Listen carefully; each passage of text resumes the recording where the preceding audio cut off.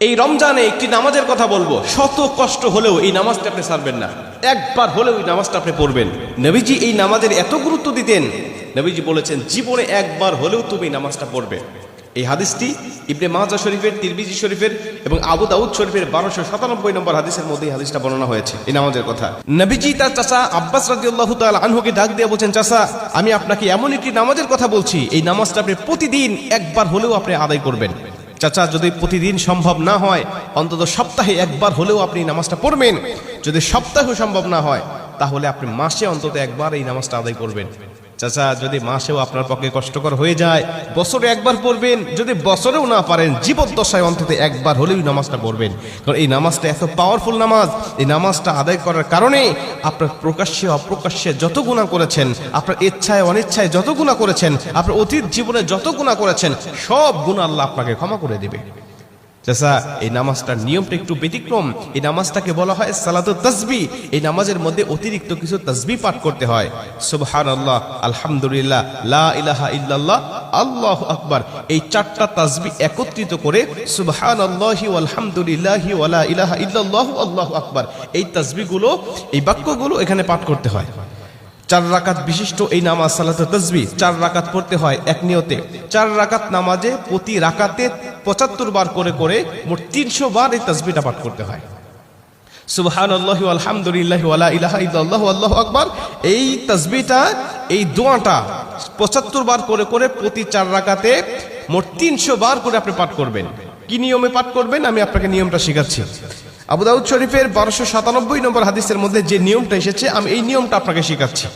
আমাদের সমাজে আর বেশ কিছু মানুষ বেশ কিছু নিয়ম বলে, কিন্তু আমি আপনাকে হাদিস থেকে সরাসরি নিয়মটা জানাচ্ছি। এটা আপনি রেকর্ড করে নেন, খাতা কলম থাকলে লিখে নেন।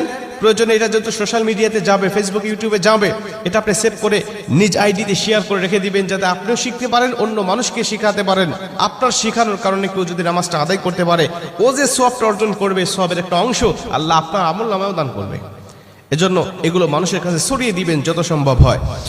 আপনি প্রথমে যখন নামাজটা শুরু করবেন, নিয়ত করবেন নফল নামাজের নিয়ত করে অন্যান্য নামাজে যেভাবে সানা পাঠ করি আপনি সেভাবে সানা পড়বেন। অন্যান্য নামাজে যেভাবে সূরা ফাতিহা পড়ি ওভাবে সূরা ফাতিহা পড়বেন।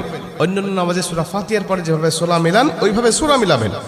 সূরা মিলানোর পরে রুকুতে যাবার আগে দাঁড়ানো অবস্থায় আপনি 15 বার এই তাসবিহটা পাঠ করবেন। সুবহানাল্লাহি ওয়াল হামদুলিল্লাহি ওয়া লা ইলাহা ইল্লাল্লাহু আল্লাহু আকবার। এই তাসবিহটা পাঠ করলেন 15 বার। 15 বার পাঠ করার পর আপনি রুকুতে চলে গেলেন। রুকুতে গিয়ে রুকুর যে তাসবিহটা আছে, তাসবিহটা পাঠ করার পরে সুবহান রাব্বিল আযীম বলার পরে আপনি এই তাসবিহটা আবার পাঠ করবেন 10 বার। সুবহানাল্লাহি ওয়াল হামদুলিল্লাহি ওয়া লা ইলাহা ইল্লাল্লাহু আল্লাহু আকবার। এই 15 বার আর 10 বার 25 বার। এরপরে আপনি রুকু থেকে উঠে দাঁড়ালেন, দাঁড়ানোর অবস্থায় আপনি আবারও 10 বার পাঠ করবেন। তাহলে হলো 10 আর 25 35 বার। এরপরে আপনি রুকুতে চলে যাবেন। রুকুতে গিয়ে রুকুর তাসবিহটা পাঠ করার পরে আবারও পড়বেন 10 বার। এই হলো 35 আর 10 45 বার। এরপরে আপনি রুকু থেকে আবার উঠে বসে পড়লেন। বসার পরে আপনি আবার পড়বেন 10 বার। 45 আর 10 55 বার। এরপরে আপনি আবার রুকুতে চলে যাবেন। রুকুতে গিয়ে রুকুর তাসবিহ পাঠ করার পরে আবার পড়বেন 10 বার। এই হলো 10 আর 55 65 বার। এরপরে রুকু থেকে যখন উঠবেন, উঠে প্রথম রাকাতে আপনাকে দাঁড়াতে হবে। না দাঁড়িয়েই আপনি বসা অবস্থায় আবার 10 বার পাঠ করবেন। এই হলো 65 আর 10 75 বার।